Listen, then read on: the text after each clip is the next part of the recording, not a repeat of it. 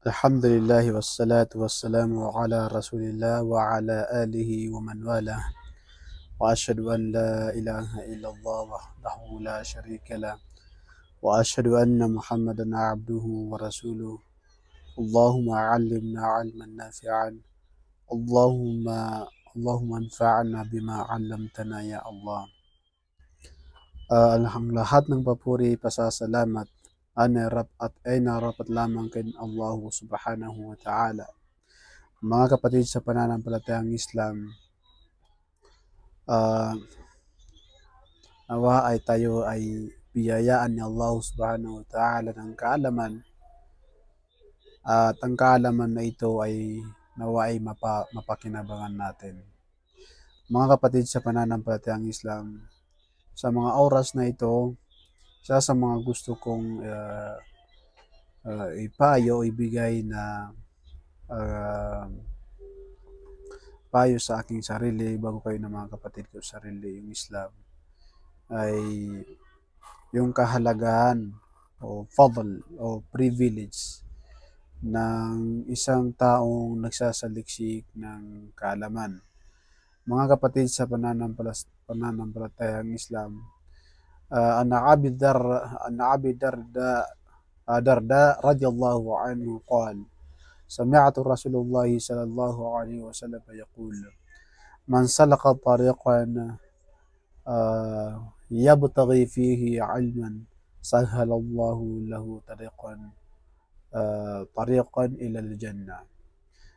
وإن الملائكة لتضع أجنحتها لطالب العلم رضا بما صنع وإن العالم لا يستغفر له من في السماوات والأرض حتى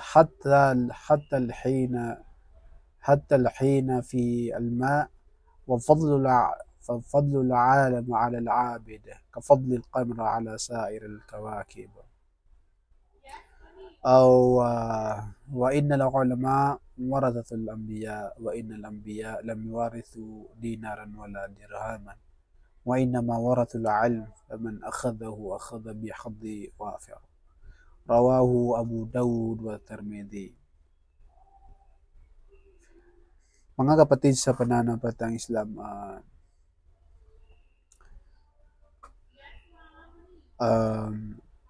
sinabi na iulat niya Abi Darda radiyallahu anhu, kalugdan nawa siya ni Allah subhanahu wa ta'ala, na kanyang sinabi na narinig ko ang mahal na propeta Muhammad sallallahu alaihi wasallam na kanyang sinasabi, Man salaka tariqan yabtaghi fihi ilman sahhala Allahu tariqan ila al-jannah.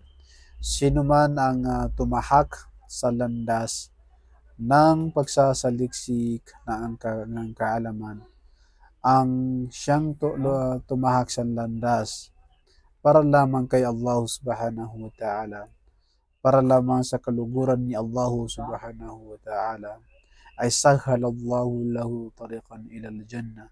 Padadalin sa kanya ni Allah subhanahu wa ta'ala ang daan patungong paraiso ni Allah subhanahu wa ta'ala. Mga kapatid, bago ko ipaliwanag ang kahulugan ng mga sumusunod na sinabi sa hadith na yan, ay gusto ko munang maintindihan yun ng maayos. Yung sinabi niya na sino man ang tumahak sa landas sa pagsasaliksik ng kaalaman para lamang kay Allah subhanahu wa ta'ala, ipapadali ni Allah subhanahu wa ta'ala sa kanya ang patungong paraiso. Ibig sabihin, mga kapatid, ay kaya magiging madali sa kanya ang pagpasok sa paraiso dahilan na nalaman niya ang mga tariqah o turuk o mga pamamaraan o kaparaanan ng mga ahkam, mga alituntunin, mga batas sa ating relihiyong Islam. Ano ba itong mga batas o mga alituntunin sa relihiyong Islam? Katulad ng Arkanul Islam, ang 5 haligi ng Islam, ang pagsasaksi na walang ibang Diyos na dapat sambahin maliban na si Allah, at ang pagsasaksi na si Muhammad ay kanyang huling sugo at alipin lamang. At yan ay lubusan mong maiintindihan, lubusan mong may sa buhay kapag sinaliksik mo ang patungkol sa tauhid, kapag inalam mo ang patungkol sa paniniwala kay Propeta Muhammad sallallahu alaihi wasallam bilang isang huling sugo at alipin lamang ni Allah. Sa pamamagitan niyan ng pagsasaliksik ng kaalaman mula sa mga legit na mga lehitimo na mga ulama. Kaya mga kapatid, sa pananampalatayang Islam, ang isa lang naman sa ano niyan, mga kapatid, tulad na halimbawa ng pagsasagawan ng 5 beses na pagdarasal sa isang araw, pag nalaman mo yung mga lituntunin nito, ay mas katanggap-tanggap ang iyong mga sala. Katulad po yan ng isang empleyado o isang tao na nag-apply sa isang company and then siya ay naging empleyado na, and then that employee, yung empleyado na nag-apply, he has to know the rules and regulation of the company. Ano ba yung mga lituntunin nito? Nang sa ganon ay hindi na malabag ang mga batas nito, o di kaya naman ay mas matuwa ang kaniyang boss na pinag-applyan. Sa tingin mo kapatid, kapag nag-apply ka sa isang trabaho at hindi mo na isasagawa ang mga batas na nakalaan doon o mga lituntunin na dapat mong sundin doon o dapat mong gawin, sa tingin mo, magugustuhan ka ba ng iyong boss? Sa tingin mo, makakapasa ka ba sa company na ito? Hindi po mga kapatid.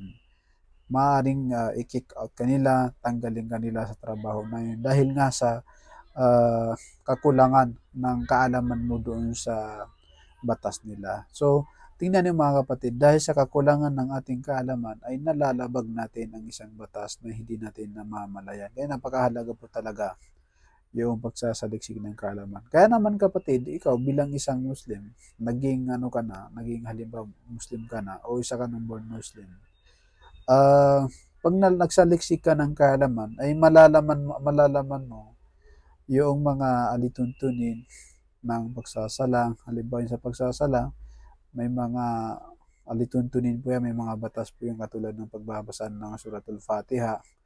Kailangan po ay mabasa natin yan ng tama, kung hindi magiging tanggap ang iyong sala.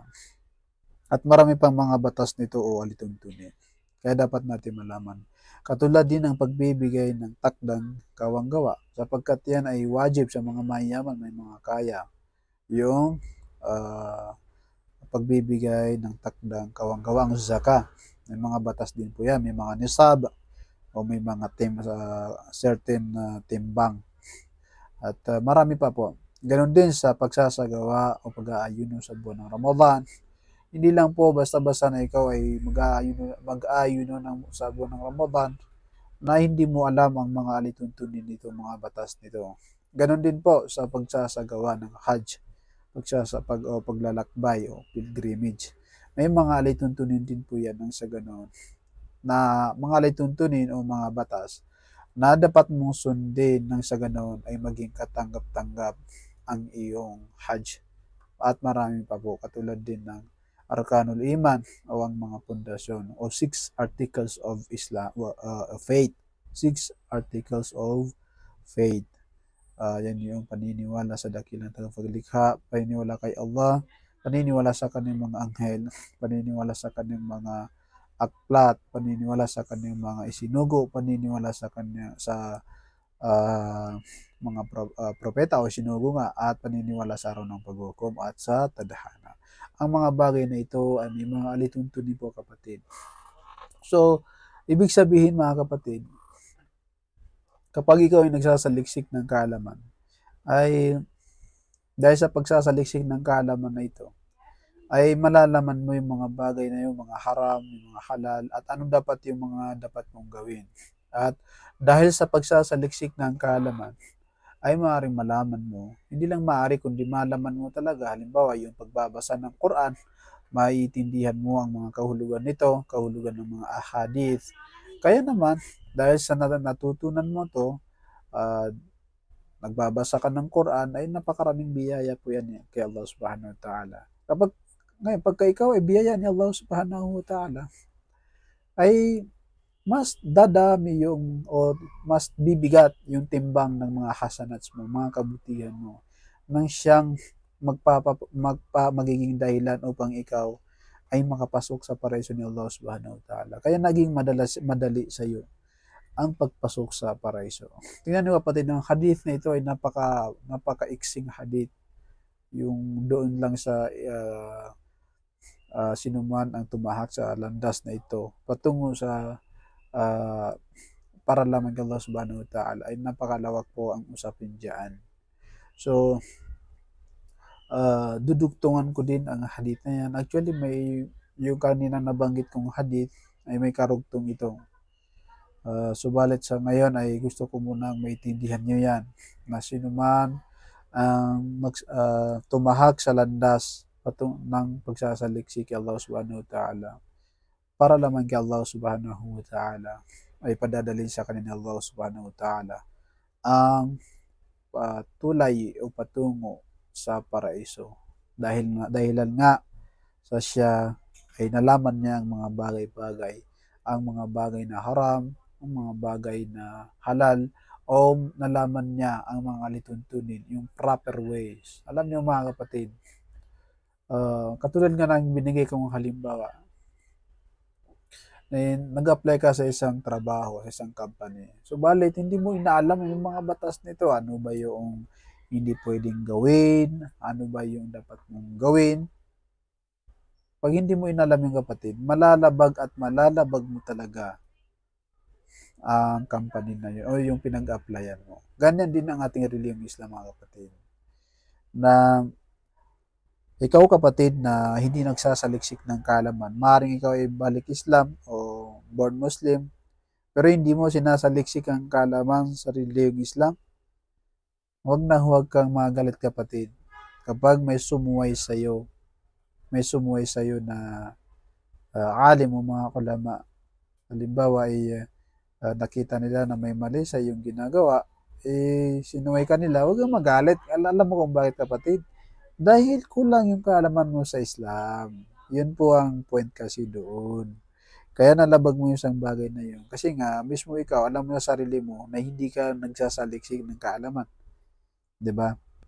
So, kapag ikaw hindi nagsasaliksik ng kaalaman, malamang malabag at malabag mo talaga ang relihiyong Islam. So, ang Islam po ay relihiyon po yan ng kaalaman. Hindi po yan relihiyon lang ng pagsasala mo lang o pagsasaka mo lang, pag-aayon mo lang sa buwan ng Ramadan. Hindi po. Kailangan po alamin natin lahat yan.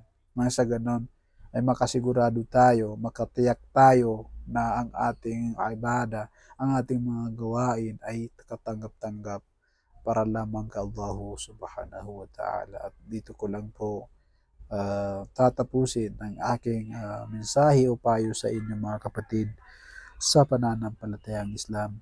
Assalamualaikum warahmatullahi wabarakatuh.